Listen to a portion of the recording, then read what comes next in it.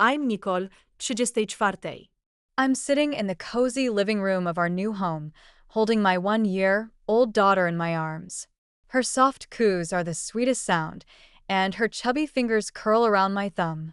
The late afternoon sun filters through the curtains, casting a warm glow over the room filled with photos of happy memories. But as I look at the wall, there's a conspicuous gap where pictures of my side of the family should be. It all started on my wedding day. I was standing behind the garden door, my fingers trembling against the smooth wood. Peering through the crack, I saw rows of white chairs on the green lawn. My heart sank when I noticed the two empty seats in the front row, decorated with silk bows and small bunches of tulips. Those were the seats my parents, Richard and Victoria, should have been sitting in. Behind me, I could hear the guests shifting in their seats and the low murmur of their whispers. Where are her parents? Did something happen? I thought they were just running late, someone said. The string quartet finished their piece, and the last notes hung in the air like an unanswered question. I closed my eyes, trying hard not to cry. Not after spending so much time on my makeup. Then, I heard my husband Tom's voice. "They're not coming, are they?"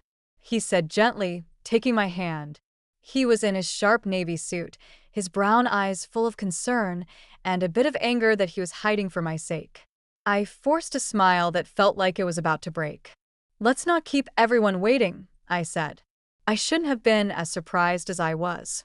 I'd spent my whole life seeking my parents' approval, always being overshadowed by my younger sister, Lily. Lily was a rising star in the fashion industry, her face often on the covers of magazines. I remembered when I was 18 and brought home the news of winning a national coding competition. My father had just glanced up from his newspaper, nodded, and said, "That's nice, dear." Then he immediately turned to my mother and said, "Victoria, did you see Lily's new Elle feature?" They put her magazine cover on the wall, while my certificate ended up in a drawer. Even on my wedding day, a part of me still hoped they'd burst through the doors at the last minute with some excuse. But deep down, I knew they wouldn't. Tom's father, a kind-looking man in a well-tailored suit, came up to us. His eyes flicked to the empty seats and then back to me, with a kind but not pitying look. "Everything's ready when you are," he said quietly. Tom squeezed my hand and then went to the altar. His mother, Mrs. Thompson, glided over to me. She was the one who had spent days arranging every flower for the wedding, coordinating with the caterers while asking about my favorite foods. She adjusted a flower in my hair and whispered, "You look beautiful, Nicole. Truly beautiful." The wedding march started, and the garden doors opened. All 150 guests stood up to watch me walk down the aisle alone. There was no father to give me away, no mother dabbing tears with a handkerchief. But there was Tom, waiting for me with a smile that always made me feel like I'd found my place in the world. The ceremony passed in a blur, and soon we were pronounced husband and wife. We kissed, and the guests applauded. But during the reception, when the DJ announced, "Ladies and gentlemen, it's time for the father-daughter dance," it felt like a punch in the gut. I froze, my champagne glass halfway to my lips. The spotlight swept the room, looking for a dance that would never happen. A heavy silence fell over the reception, and I could feel everyone's eyes on me. Then Tom's father stepped forward and held out his hand. "May I have this honor, Nicole?" He said. The kindness in his eyes almost made me break down. I took his hand, and as we danced, I saw some guests wiping away tears, while others smiled approvingly. "Family isn't always blood," he said simply. The reception went on. We cut the cake, and there were toasts. But then my phone vibrated in my wedding dress pocket. I slipped away to check it and found 3 messages from Lily. The latest one read, "Mom and Dad are heartbroken that you didn't make sure they got invitations. How could you forget your own parents?" I knew they were lying. I'd sent their invitations myself, checked the tracking numbers, and confirmed the delivery. It was all about their image, not my happiness.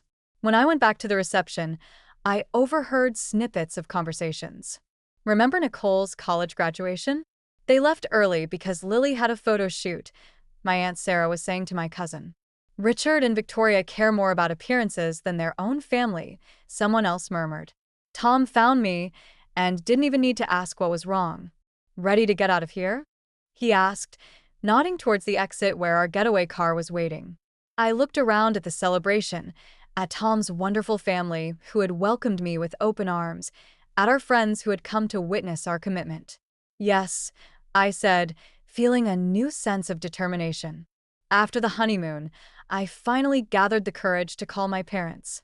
You forgot to invite us, my mother said coldly. We never got the invitation, Nicole. I opened my laptop with a trembling hand.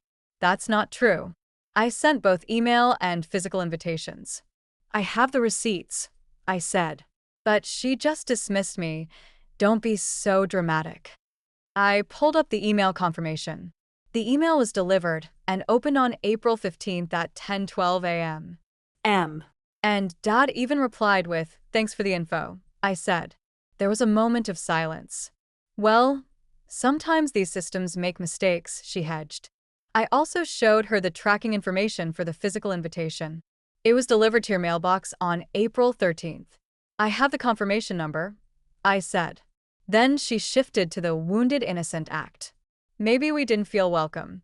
You know how busy we are with Lily's career taking off again. Maybe you didn't make it clear how important it was, she said. It hit me like a thunderbolt. They'd skipped my wedding and were now trying to make it my fault. Lily's wedding was coming up, and she and my parents started pressuring me to attend. Lily texted me, "Mom and Dad will tell everyone you had scheduling conflicts. Just show up for the family image." A few days later, I received a check for $3,000 and a note from Lily saying it was for my dress and travel expenses. But I'd had enough. I wrote a note saying, "My presence isn't for sale," and sent the check back. The news spread through the family. Aunt Sarah called to tell me that my mother's sister had finally confronted my parents about their treatment of me. Lily's fiancé was also asking uncomfortable questions about the family dynamics. I realized that I didn't need their approval anymore. I had Tom, our beautiful daughter, and a great life. I was building a family based on love and acceptance, not on appearances. And as I sat there with my daughter in my arms, I knew I'd made the right choice. I was free from the burden of trying to please people who never really cared about me.